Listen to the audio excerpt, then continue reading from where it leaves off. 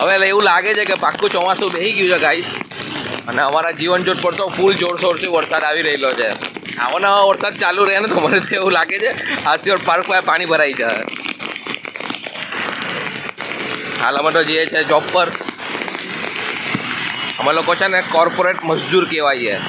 ગમે તે હોય, આંधी आए या तूफान, काम पे तो जाना ही पड़ेगा.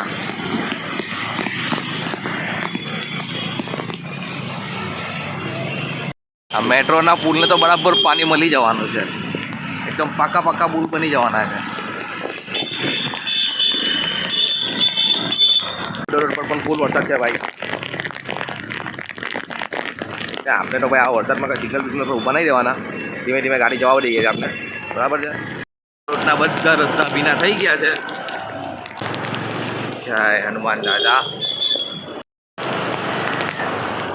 આ લોકોને ચોમાસામાં પણ શાંતિ નહીં, વરસાદ પાણીમાં પણ મેચ રમવા આવે. હવે જોઈએ અમે હોલીબોલવાળાની શું છે.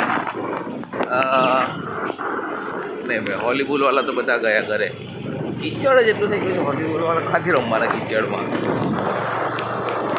ચલો ગાઈસ, તો હવે આપણે આપણી ડેસ્ટિની તરફ આગળ વધીએ છીએ. આપનો આવી ગયો છે બ્રિજ. આ બ્રિજ જેવો પાર થશે એટલે આપણે આવી જઈશું પાલ, અને પછી ત્યાંથી સીધા જઈશું ઈચ્છાપુર. એટલું મસ્ત લાગે છે ને વાતાવરણ. તાપી માતા પાસે જોઈએ આપણે કેવું લાગે છે.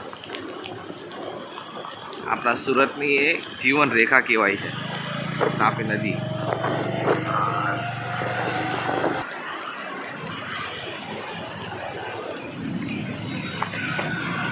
ઓહો, એટલું ધુમ્મસ છે ને કે અમે તો કંઈ દેખાતું જ નથી.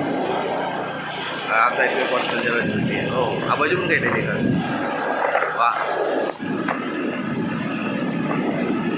વરસાદ તો બહુ લાઇટ છે, પણ વાતાવરણ બહુ હેવી છે, બહુ જોરદાર.